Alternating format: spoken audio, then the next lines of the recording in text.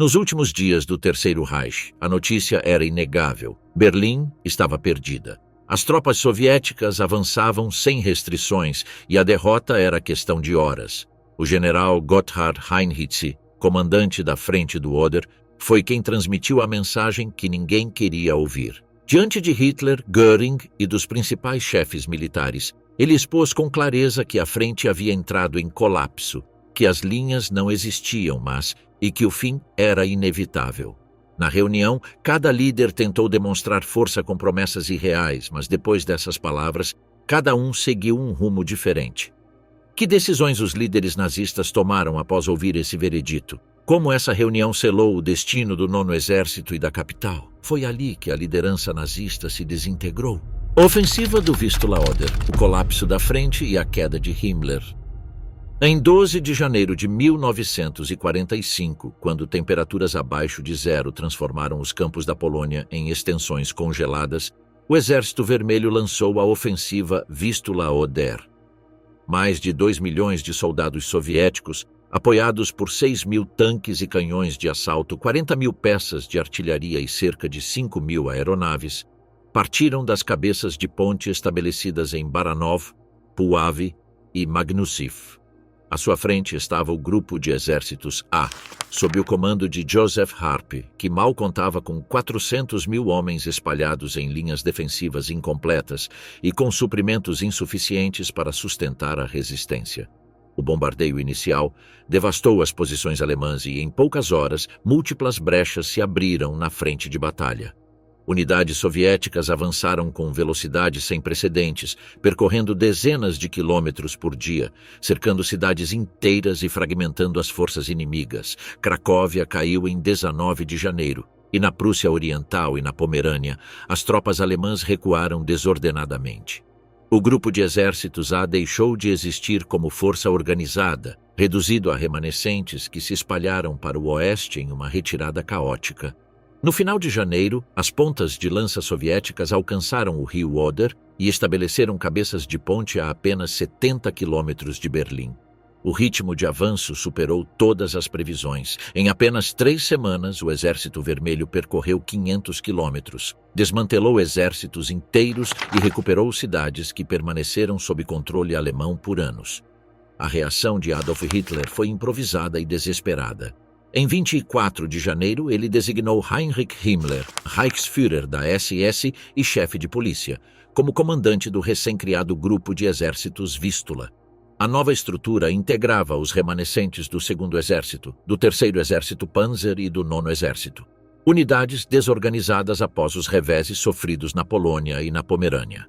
Himmler recebeu a ordem de deter o avanço soviético e estabilizar a frente norte do Reich. A designação causou perplexidade até mesmo dentro do próprio alto comando alemão. Himmler não tinha experiência militar direta e sua trajetória limitou-se a operações de segurança interna e à administração do sistema de campos de concentração. Para generais profissionais, era alarmante que um político sem treinamento tático assumisse o comando de um dos setores mais decisivos da frente oriental. Instalado primeiro em Schneidemühl e depois em Prenzlau, Himmler emitiu ordens confusas com exigências impossíveis de cumprir. Ele não compreendia as limitações logísticas nem a magnitude da ameaça. Suas diretrizes careciam de sentido operacional e forçavam os comandos subordinados a improvisar soluções. A incapacidade de articular uma estratégia coerente piorou a situação à medida que a pressão soviética aumentava. Em fevereiro, o panorama piorou irreversivelmente. A segunda frente bielorrussa, liderada por Konstantin Rokossovski, lançou a ofensiva na Pomerânia Oriental e subjugou as forças alemãs. Elbing e Danzig foram capturadas e grandes contingentes foram isolados e aniquilados. As comunicações entre os corpos do exército tornaram-se caóticas. Em muitos setores, os comandantes alemães só tomaram conhecimento da situação quando as unidades soviéticas já haviam rompido suas linhas. O armamento disponível era insuficiente e heterogêneo. Os suprimentos chegavam tarde ou não chegavam, e o moral decaía a cada dia. A maioria dos soldados lutava apenas por disciplina ou medo de represálias, conscientes de que a derrota era inevitável. Himmler, exausto, delegava tropas a conselheiros da SS sem conhecimento tático e ausentava-se frequentemente do fronte, alegando problemas de saúde. No início de março, foi transferido para um sanatório por exaustão nervosa, o que na prática significava abandonar o comando no momento mais crítico. A retirada de Himmler forçou Hitler a designar um sucessor capaz. Em 20 de março de 1945, ele nomeou o coronel-general Gotthard Heinrichs como novo comandante do grupo de exércitos Vístula. A decisão atendeu à necessidade urgente de um especialista em operações defensivas. Heinrichs, veterano desde 1940 na Frente Ocidental e com experiência acumulada em diferentes setores da Frente Oriental, havia comandado corpos e exércitos com eficácia em situações de retirada. Sua reputação como defensor meticuloso o tornava a opção mais realista para resistir à iminente ofensiva soviética. Ao assumir o comando, Heinrichs encontrou uma frente em ruínas.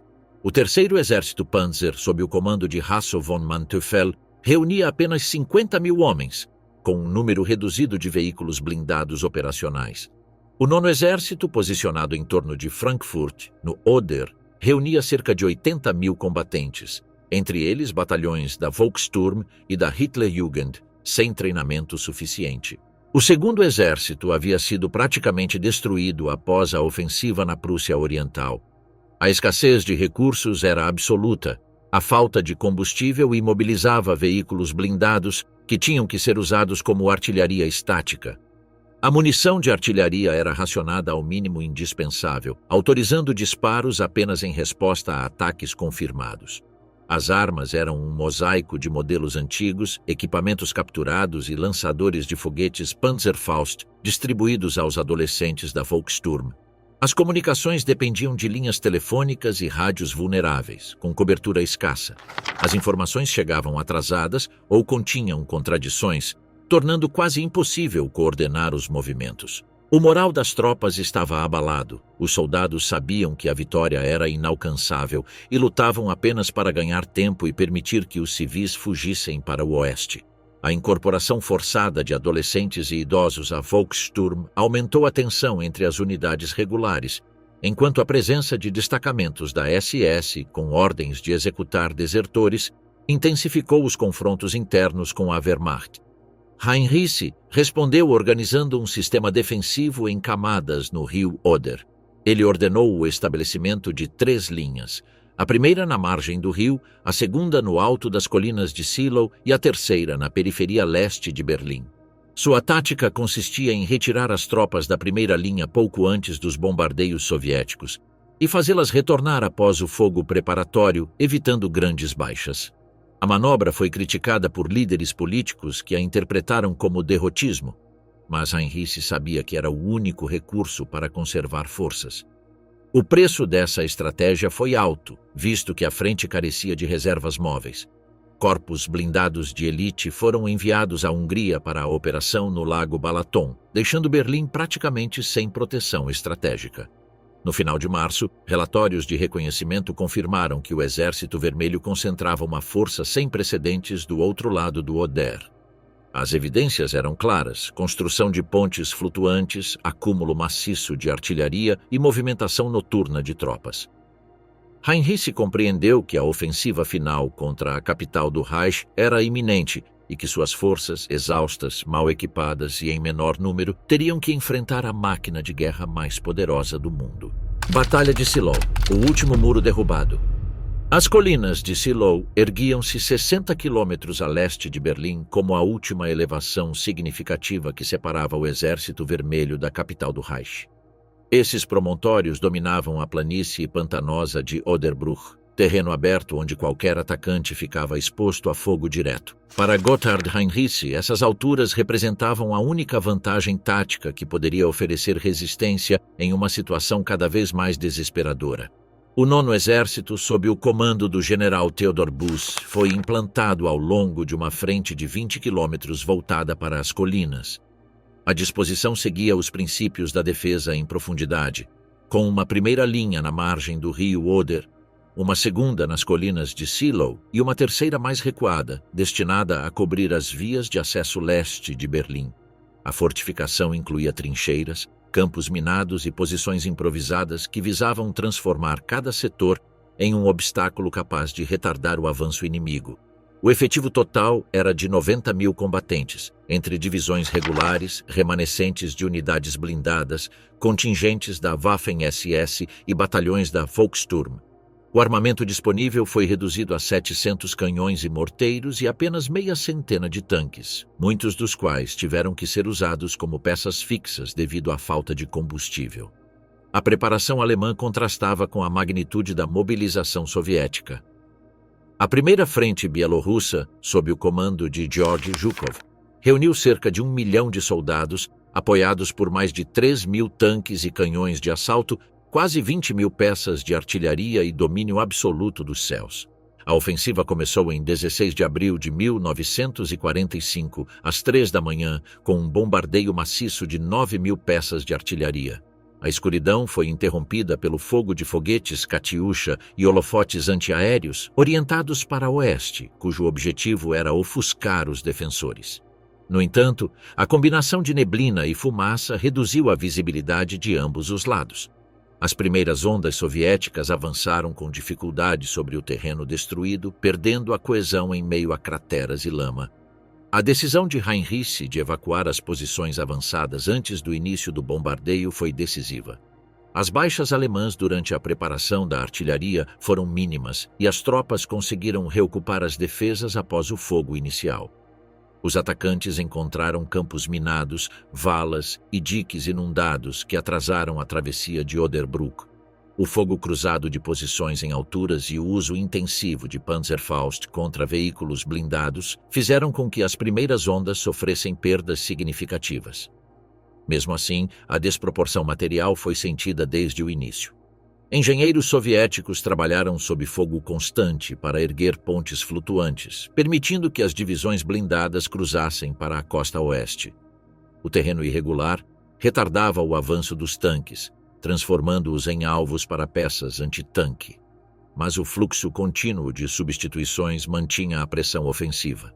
Durante os dias 16 e 17 de abril, o 9º Exército conseguiu manter a defesa coesa, aplicando táticas de retirada limitada e contra-ataques pontuais que desgastaram os atacantes. A artilharia alemã, embora reduzida, empregou tiros concentrados e de surpresa que infligiram baixas momentaneamente altas, mas o consumo acelerado de munição exauriu as reservas a um ritmo insustentável. A Luftwaffe tentou intervir com surtidas limitadas, mas a superioridade aérea soviética anulou qualquer impacto. Os caças alemães que conseguiram decolar foram rapidamente interceptados. Na frente terrestre, Zhukov intensificou os ataques com reservas blindadas, aumentando a pressão sobre a segunda linha alemã e mantendo uma cadência de tiro que, em alguns setores, chegou a 200 projéteis por minuto. Em 17 de abril, após mais de 24 horas de combate contínuo, as unidades alemãs começaram a apresentar sinais de extrema exaustão. As comunicações eram frequentemente interrompidas, os feridos permaneciam presos em posições isoladas e a escassez de suprimentos reduzia a capacidade de resposta. Heinrich, consciente da importância estratégica de cada hora ganha, recusou-se a autorizar retiradas prematuras. Em 18 de abril, a frente Silou começou a ruir sob a pressão de 3 ofensivas convergentes. Ao norte, a segunda frente bielorrussa de Konstantin Rokossovski avançava da Pomerânia, ameaçando cercar o 3º Exército Panzer. Ao sul, a primeira frente ucraniana de Ivan Konev avançava do Neisse em direção à capital. A coordenação soviética garantiu um cerco progressivo de Berlim. Em 19 de abril, Zhukov ordenou o ataque final com forças blindadas em larga escala. A resistência alemã cedeu em vários pontos e as brechas abertas foram rapidamente exploradas por exércitos inteiros. As divisões alemãs recuaram em direção à 3ª linha defensiva, mas não havia mais reservas disponíveis para estabilizar a frente. Em poucas horas, as tropas soviéticas avançaram mais de 20 quilômetros, alcançando Müncheberg e deixando aberta a rota para Berlim. A Batalha das Colinas de Silo custou ao Exército Vermelho dezenas de milhares de baixas e um atraso de vários dias em relação ao cronograma planejado, mas a frente alemã foi rompida. A última defesa natural antes da capital havia sido superada e as forças soviéticas se preparavam para entrar nos subúrbios orientais de Berlim, onde começaria a fase definitiva da guerra na Europa. Berlim em chamas. Começa o cerco. Em 20 de abril de 1945, nas primeiras horas da manhã, o Exército Vermelho iniciou o bombardeio sistemático de Berlim. O avanço nas colinas de Silo permitiu à primeira frente bielorrussa posicionar sua artilharia pesada em posições capazes de atingir diretamente o coração da capital alemã. Milhares de canhões de campanha, morteiros e lançadores de foguetes Katyusha abriram fogo simultaneamente contra os distritos orientais, marcando o início de um cerco que não poderia mais ser revertido. A intensidade do fogo ultrapassou qualquer precedente. Em um único dia, mais projéteis caíram sobre Berlim do que em todos os ataques aéreos combinados de aliados ocidentais nos anos anteriores. O estrondo era perceptível até mesmo nas profundezas do bunker da chancelaria do Reich.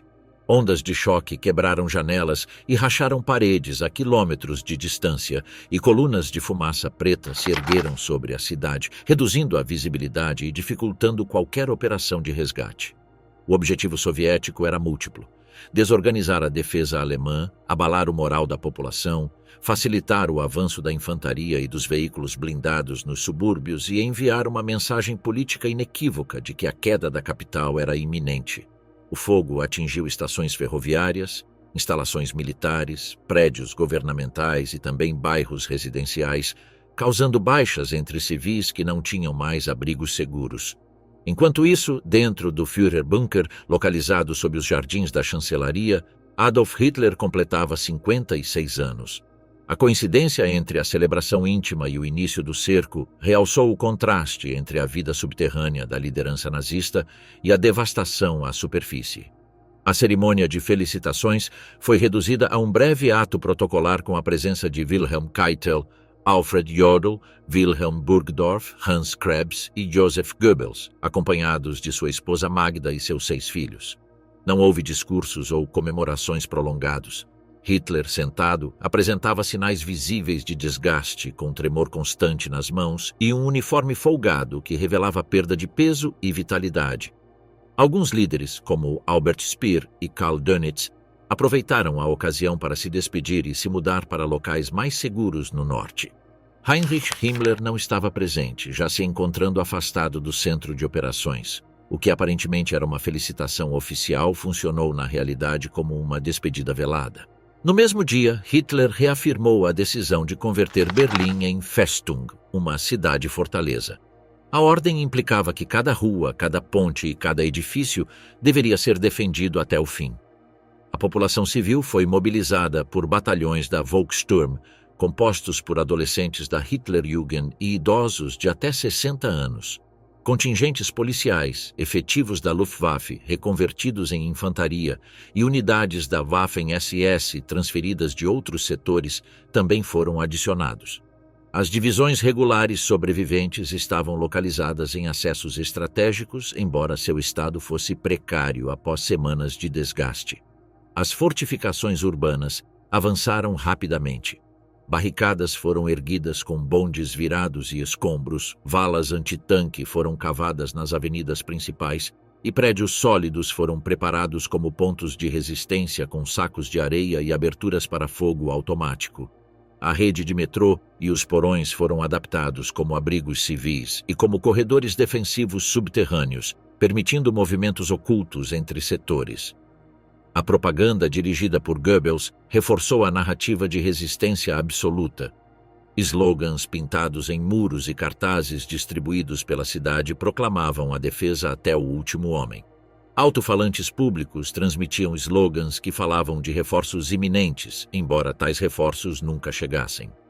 Com a proclamação de Berlim como fortaleza, a capital foi oficialmente designada como o objetivo militar a ser tomado de assalto, sem possibilidade de tratamento diferenciado.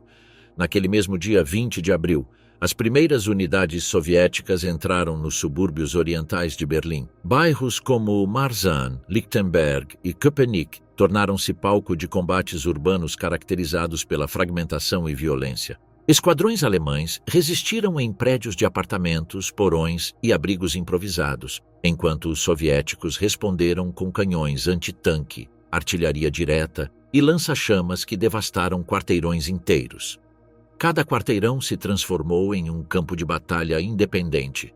Tanques T-34 avançaram escoltados pela infantaria, que desbravou prédio por prédio. A resistência alemã foi sustentada por ataques de Panzerfaust lançados a curta distância, o que forçou os soviéticos a empregar táticas sistemáticas de demolição de obstáculos e fogo concentrado. O combate ganhou intensidade à medida que as colunas vermelhas penetravam no tecido urbano.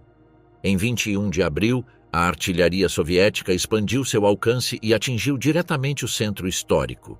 Locais emblemáticos como o Portão de Brandemburgo e a Alexanderplatz foram atingidos por projéteis. A partir daquele momento, nenhum bairro de Berlim permaneceu fora do fogo inimigo. A população viveu sob bombardeio quase ininterrupto, com pausas quase imperceptíveis entre as ondas, o que manteve um estado de tensão constante. Relatórios apresentados no bunker confirmaram que as defesas externas não podiam mais ser sustentadas. Ordens para manter posições até o último homem se mostraram impossíveis de cumprir diante da magnitude da ofensiva. No entanto, retiradas organizadas que pudessem oferecer uma defesa em camadas subsequente não foram autorizadas. Na tarde daquele 21 de abril, as pontas de lança soviéticas alcançaram os limites administrativos da cidade, com intensos combates registrados em distritos como Weissensee e Pankow. A defesa alemã agora dependia quase completamente de milícias improvisadas e das últimas reservas da guarnição regular, que eram reduzidas a cada hora sob a pressão de um inimigo numericamente superior. A conferência final, Heinrich anuncia o colapso do Terceiro Reich. Em 22 de abril de 1945, às 15 horas, realizou-se no Führerbunker uma reunião de situação que marcaria um ponto de virada no confronto entre a realidade militar e as ilusões da liderança nazista. Sob o som constante da artilharia soviética que fazia tremer os muros subterrâneos, os líderes mais próximos de Hitler, que ainda permaneciam em Berlim, reuniram-se em torno da mesa principal. Entre os militares estavam Wilhelm Keitel, chefe do alto comando da Wehrmacht, Alfred Jodl, chefe de operações, Hans Krebs, chefe do Estado-Maior do Exército, e Wilhelm Burgdorf, responsável pela disciplina no corpo de oficiais. Todos mantinham a formalidade protocolar em um ambiente onde a obediência incondicional ainda prevalecia sobre qualquer debate aberto. Ao lado deles estavam figuras políticas como Martin Bormann, secretário pessoal de Hitler e guardião do acesso ao Führer, Heinrich Himmler, Reichsführer da SS, e Hermann Göring, Reichsmarschall e sucessor designado desde 1941. A presença do coronel-general Gotthard Heinrici, comandante do grupo de exércitos Vístula, conferiu à reunião uma importância singular, pois ele representava a voz da frente num momento em que Berlim já estava à beira do cerco total. Ao receber a palavra, Heinrich apresentou seu relatório diretamente, descrevendo a real situação do 9º Exército mobilizado sob o comando de Theodor Buss. Explicou que as unidades estavam exaustas após a Batalha de Shiloh, com perdas entre 1/3 e metade de seu efetivo, sem reservas de munição suficientes, sem combustível para manobrar veículos e com feridos presos em posições impossíveis de evacuar. Acrescentou que o Terceiro Exército Panzer estava em processo de desintegração devido à pressão da Segunda Frente Bielorrussa de Konstantin Rokossovski e que, ao sul, a Primeira Frente Ucraniana de Ivan Konev avançava sem obstáculos em direção aos subúrbios ao sul de Berlim. O general explicou que não havia mais possibilidade de estabilizar a frente. Reservas blindadas haviam sido enviadas semanas antes para a região de Praga, seguindo as diretrizes de Hitler, deixando o decisivo setor do Oder desprotegido. Os únicos reforços disponíveis eram unidades da Luftwaffe e da Kriegsmarine sem treinamento em terra, além de batalhões da SS despreparados para combate defensivo em larga escala. Em termos logísticos, depósitos de munição haviam sido capturados ou destruídos, rotas de comunicação cortadas, hospitais de campanha inoperantes e suprimentos básicos esgotados. Heinrich concluiu que o 9º Exército estava praticamente cercado e que, exceto por uma retirada imediata para o oeste, seria aniquilado em poucos dias. Após essa exposição, Heinrich declarou sem rodeios que o fim havia chegado. Seu diagnóstico foi recebido em silêncio prolongado. Pela primeira vez em meses, alguém descreveu a situação diante de Hitler sem eufemismos ou apelos à vontade política. A tensão na sala era evidente e nenhum dos presentes ousou intervir. Hitler reagiu repentina e violentamente, levantou-se da mesa, desferiu socos e lançou um discurso carregado de reprovações. Acusou seus generais de traição e covardia, afirmou que eles não haviam cumprido suas ordens de resistir até o último homem e apontou que os relatórios pessimistas correspondiam à falta de vontade de vencer. Relembrou episódios passados em que havia rejeitado avaliações semelhantes e afirmou que seu instinto político se mostrara correto. Ele apontou diretamente para Heinrich e outros comandantes de campo, culpando-os pelo colapso por não demonstrarem determinação suficiente. Seu discurso resultou em uma explosão de acusações misturadas a referências gerais ao destino histórico do povo alemão. Os gestos tornaram-se cada vez mais violentos e a crise nervosa prolongou-se por vários minutos sem que ninguém o interrompesse. Por fim, Hitler retomou um tom mais controlado, embora não menos categórico. Declarou que a guerra estava perdida em termos convencionais, mas que não abandonaria Berlim em hipótese alguma. Anunciou que permaneceria no bunker até o fim e que, se necessário, acabaria com a própria vida antes de cair nas mãos do inimigo. Com essa declaração, vinculou definitivamente seu destino pessoal ao da capital sitiada, descartando qualquer plano de retirada em direção à Baviera ou à Áustria. As reações dos presentes variaram. Keitel e Jodl permaneceram em silêncio, limitando-se a acenar com a cabeça e tomar notas. Burgdorf e Krebs confirmaram os dados básicos expostos por Heinrich, mas evitaram reforçar suas conclusões sobre a futilidade de continuar a resistência. Bormann interveio para enfatizar que a lealdade ao partido e ao povo alemão exigia que Hitler permanecesse na capital. Himmler permaneceu em silêncio, distante, sem se comprometer nem com a posição do Führer nem com o diagnóstico militar. Göring, visivelmente desconfortável, percebeu que a decisão de Hitler equivalia a uma renúncia implícita ao comando efetivo do Reich. Para Heinrich, a reunião marcou a confirmação de que seus alertas haviam sido rejeitados e que o comando político decidira sacrificar o Nono Exército sem possibilidade de retirada. O único resultado tangível fora a reafirmação da defesa absoluta e o anúncio de Hitler de permanecer em Berlim até o fim. A distância entre a realidade no fronte e as decisões no bunker tornou-se intransponível. As ilusões perdidas, o leilão de tropas. Após a explosão de Hitler na conferência de 22 de abril, a reunião no Führerbunker prosseguiu em um clima de tensão e distanciamento da realidade. O relatório de Heinrich demonstrava, com dados concretos, que a frente do Oder estava em colapso e que não havia mais reservas reais para sustentar a defesa de Berlim. No entanto, em vez de assumir a inevitabilidade da derrota, o Führer buscou novas saídas dentro da estrutura nominal de estruturas militares que mal existiam além do papel.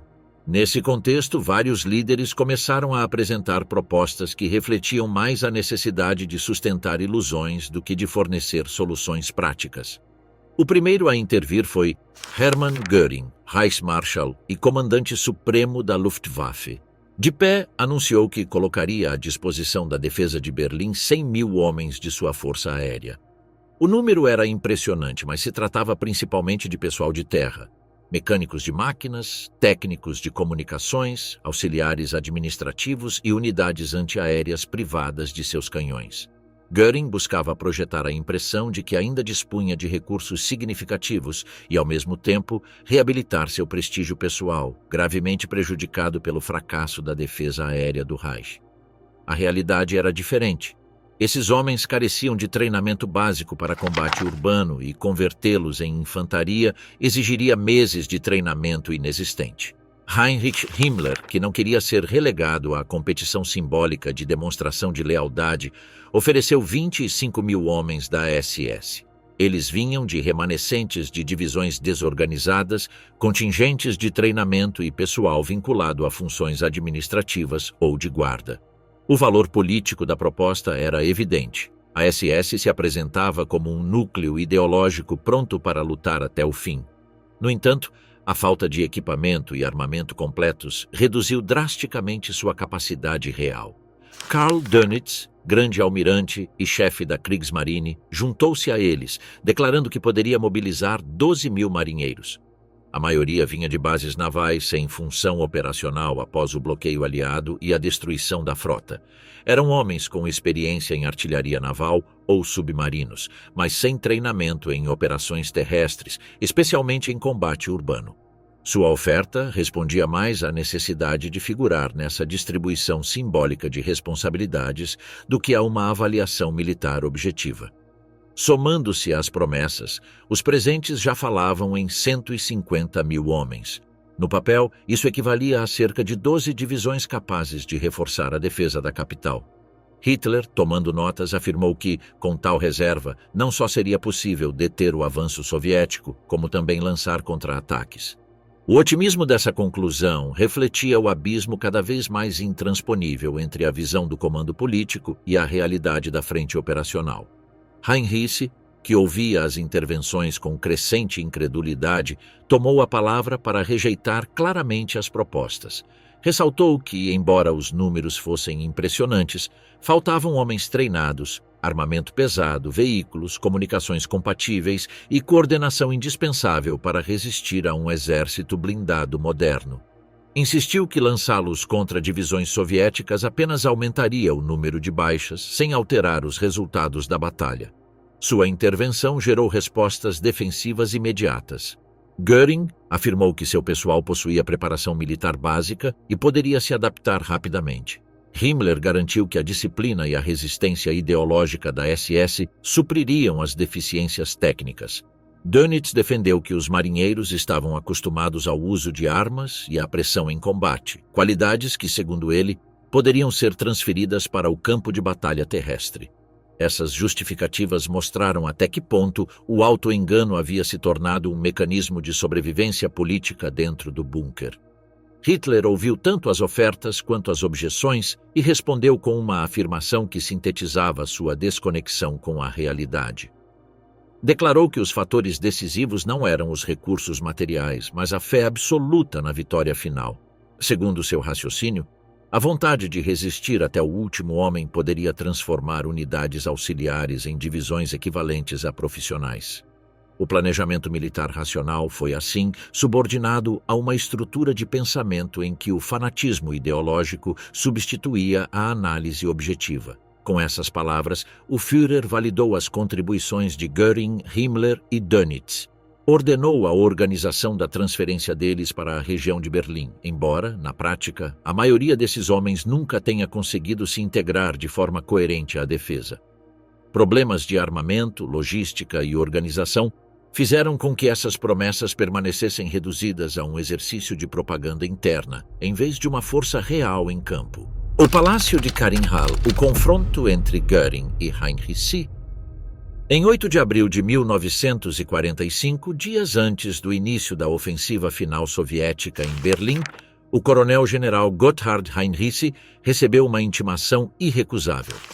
Hermann Göring o convidou para almoçar em Karinhal, sua residência localizada na floresta de Schorfheide, a cerca de 30 quilômetros do rio Oder, ainda sob controle alemão, mas na trajetória iminente das pontas de lança do Exército Vermelho. Karinhal tornou-se um símbolo do poder pessoal de Göring. Construída a partir de 1933 e sucessivamente ampliada, a propriedade reunia coleções de pinturas, esculturas, tapeçarias e móveis, provenientes em grande parte de saques de museus e coleções particulares de territórios ocupados. Em seus salões exibiam-se obras renascentistas e barrocas transferidas da França, Holanda e Polônia, enquanto esculturas clássicas e tapeçarias flamengas adornavam os salões principais. Mais do que residência, funcionava como museu particular e demonstração de status dentro do regime. Na primavera de 1945, essa ostentação contrastava com a fragilidade da situação. Göring temia que a iminente chegada soviética transformasse seu palácio em espólio e a preservação desse patrimônio tornara-se uma obsessão pessoal para ele. Essa preocupação se somava às tensões políticas e militares que o confrontavam com Heinrich, acumuladas desde anos anteriores. A rivalidade remontava a Stalingrado, Quando Heinrich questionou as promessas de Göring sobre a capacidade da Luftwaffe de abastecer o 6º Exército por via aérea. Mais recentemente, no bunker, o general criticou a oferta de converter milhares de homens da Força Aérea em infantaria, apontando que eles não tinham o preparo necessário para enfrentar as divisões blindadas soviéticas. Göring interpretou essas observações como uma afronta direta à sua liderança e à reputação de seus homens. O convite a Karin Hall, portanto, respondia a um objetivo claro: confrontar o comandante do grupo de exércitos Vístula em um ambiente cuidadosamente escolhido para impor autoridade. O luxo da propriedade deveria ressaltar o poder do Reichsmarschall e neutralizar qualquer questionamento. Heinrich aceitou com relutância, consciente de que uma recusa poderia ter consequências políticas imediatas. Durante a viagem, o contraste entre a realidade da fachada e a opulência para a qual se dirigia era evidente. As estradas estavam repletas de civis fugindo para o oeste, transportando pertences em carroças improvisadas ou a pé, enquanto pontes estavam preparadas para serem destruídas e postos de defesa ocupados por recrutas muito jovens ou muito velhos. Pouco depois, ao se aproximar de Karin Hall, jardins bem cuidados, prédios intactos e empregados domésticos trabalhando normalmente evidenciavam a distância entre o mundo de Göring e o país que se desintegrava. Göring o recebeu trajando um uniforme cerimonial repleto de condecorações. O contraste com a sobriedade de Heinrich era absoluto. Desde a primeira saudação, o tom foi frio. Göring iniciou a conversa acusando o general de ter desmoralizado a Luftwaffe com suas críticas. Responsabilizou-o por minar a confiança naquelas tropas e por incorrer em insubordinação ao questionar publicamente a validade de sua contribuição. Acrescentou críticas às supostas deficiências observadas na frente de batalha, soldados inativos, fortificações incompletas e falta de disciplina, afirmando que cogitava informar Hitler diretamente para solicitar sua demissão. Heinrich ouviu sem se alterar.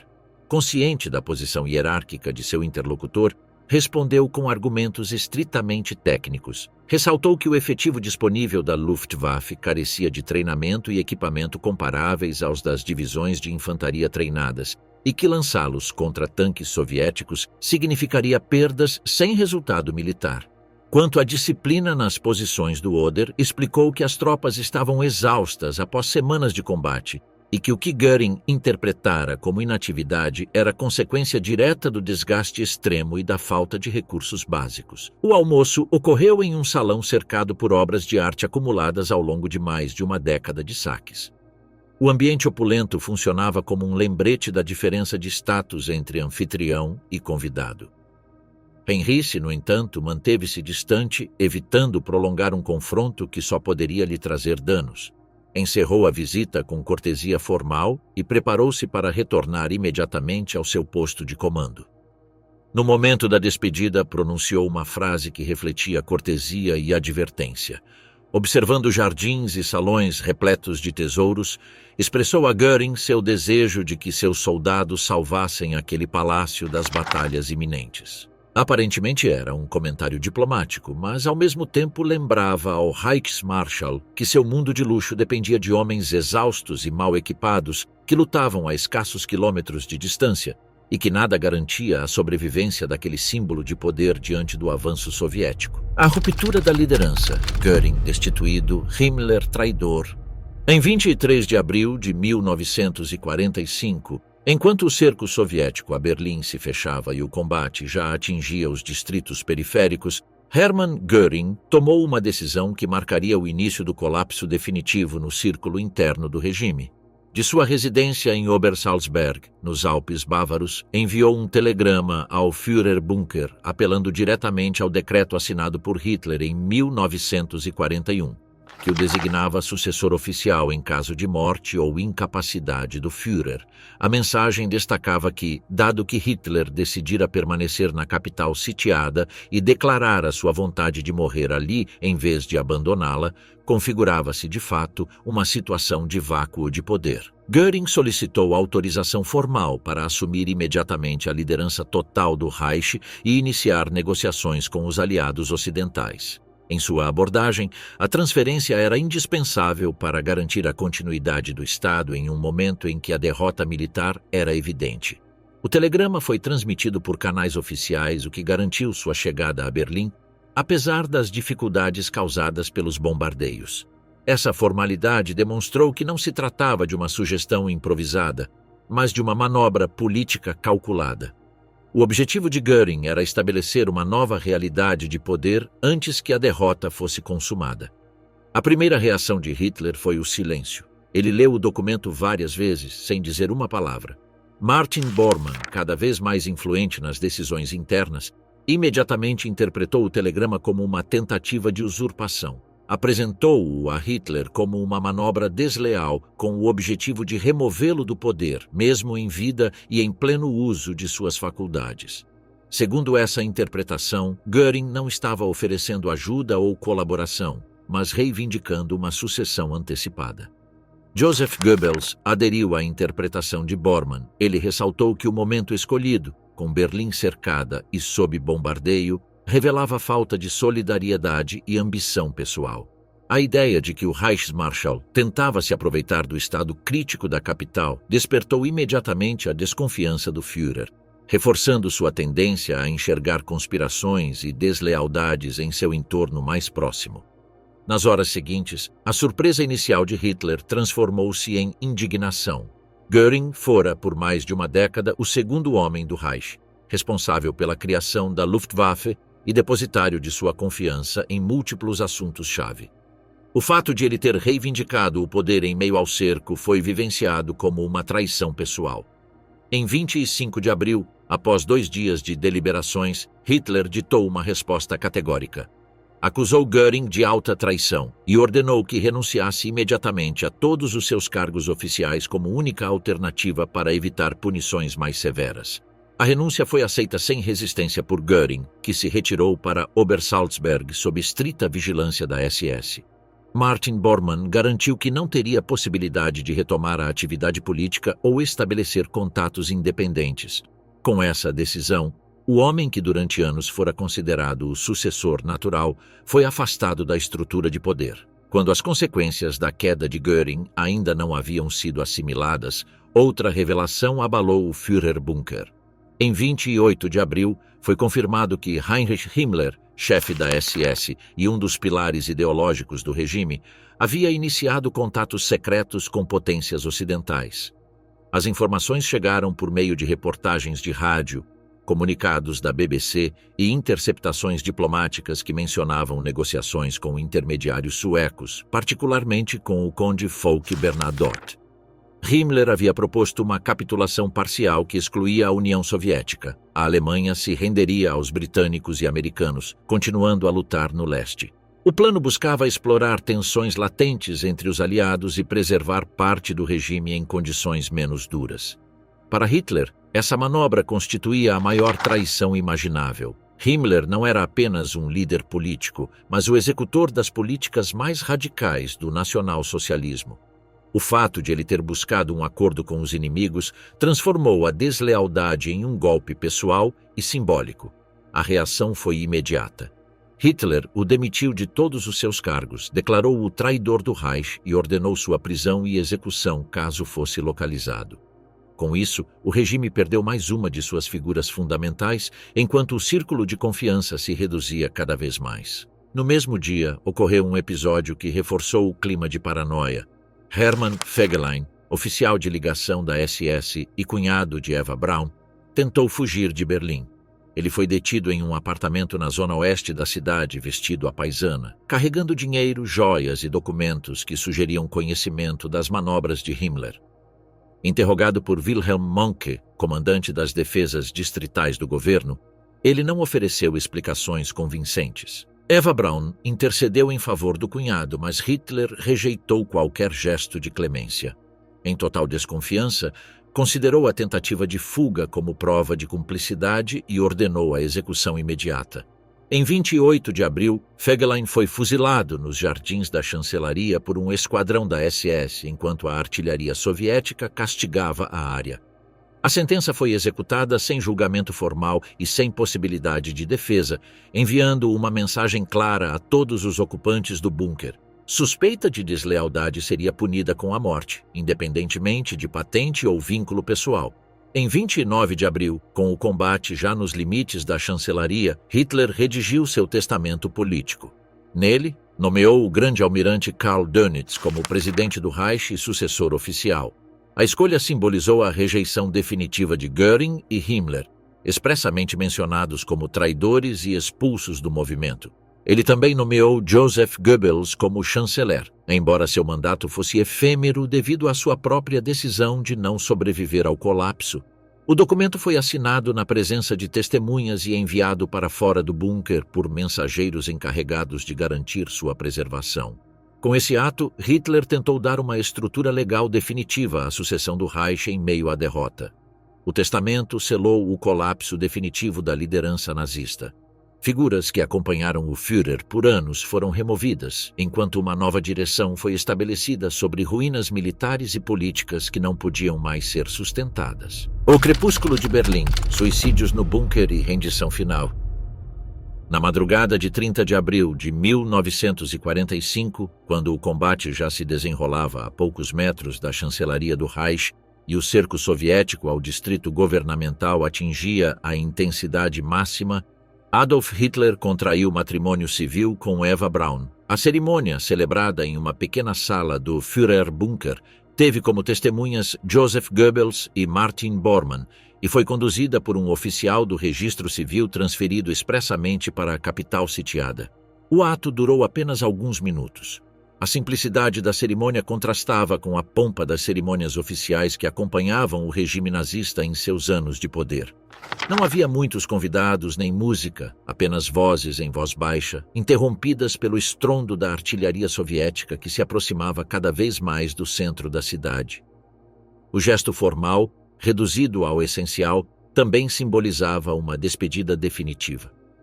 Após a cerimônia, Hitler se reuniu com os colaboradores que ainda permaneciam no bunker. Expressou gratidão pelos serviços prestados, embora suas palavras tenham sido breves e sem ênfase.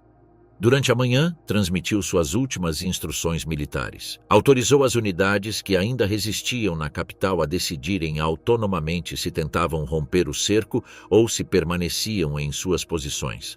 A ordem representava o reconhecimento implícito de que o Comando Central havia deixado de existir como estrutura de controle efetiva. Pouco depois do meio-dia, Hitler e Eva Braun retiraram-se para seus aposentos particulares. A escolta pessoal recebeu instruções para não perturbá-los em hipótese alguma. Após aproximadamente 30 minutos, ouviu-se um tiro seco. Os assessores Otto Günsche e Heinz Ling, seguindo os protocolos previamente estabelecidos, acessaram o quarto e encontraram Hitler morto com um tiro na têmpora, com uma pistola Walter PPK ao lado. Eva Braun havia ingerido cianeto. Os corpos foram envoltos em cobertores militares e transferidos para o jardim da chancelaria sob a supervisão de Martin Bormann. O procedimento foi realizado sob fogo soviético que continuava a castigar a área. Os corpos foram colocados em uma cova rasa, borrifados com gasolina e imediatamente incendiados. A combustão, dificultada pela escassez de combustível, foi incompleta. Os restos mortais foram enterrados às pressas no mesmo local, sem sinalização. Em 1º de maio, Joseph Goebbels assumiu formalmente a chancelaria do Reich, de acordo com o testamento político de Hitler. Sua posição carecia de poder real, visto que Berlim estava cercada e a estrutura administrativa havia parado de funcionar. Naquele mesmo dia, juntamente com sua esposa Magda, ele decidiu tirar a própria vida e a de seus 6 filhos. As crianças entre 4 e 14 anos foram envenenadas com cápsulas de cianeto. Pouco depois, Magda ingeriu veneno e Goebbels se suicidou com um tiro de pistola. Seus corpos foram levados para fora e parcialmente incinerados por membros da SS. Com a morte de Goebbels, desapareceu o último líder político de alto escalão que permanecera em Berlim até o fim. O bunker foi reduzido a oficiais subalternos, pessoal administrativo e soldados da guarda. Na madrugada de 2 de maio, o general Helmut Weidling, comandante da defesa de Berlim, fez uma avaliação final da situação militar. Confirmou que as tentativas de fuga para o oeste haviam fracassado, que as reservas de munição estavam esgotadas e que as divisões ainda em pé careciam de capacidade operacional. A população civil havia chegado a um estado de desespero absoluto. Hospitais destruídos, água e eletricidade cortadas, alimentos esgotados. Continuar a resistência não fazia sentido. No mesmo dia, Weidling enviou emissários ao quartel-general do general Vasily Chuikov, comandante do 8º Exército de Guardas soviético. As conversas foram breves. Os soviéticos exigiram capitulação imediata e incondicional. O ato de rendição foi assinado na manhã de 2 de maio.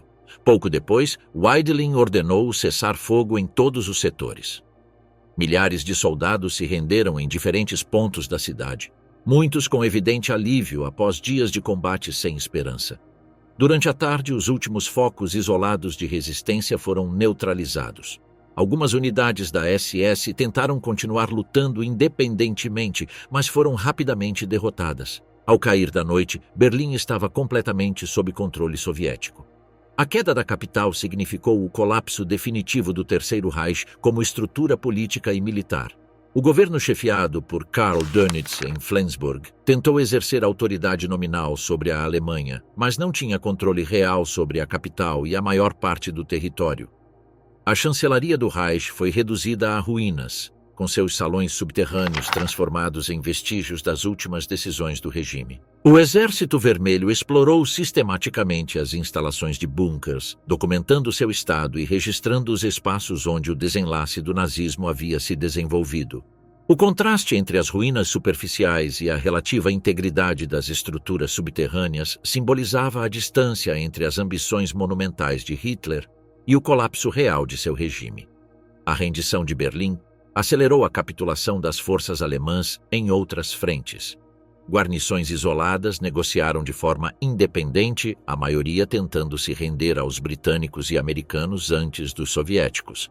Finalmente, nos dias 7 e 8 de maio, a rendição total e incondicional foi assinada em Heinz e Berlim-Karlshorst, encerrando oficialmente a guerra na Europa.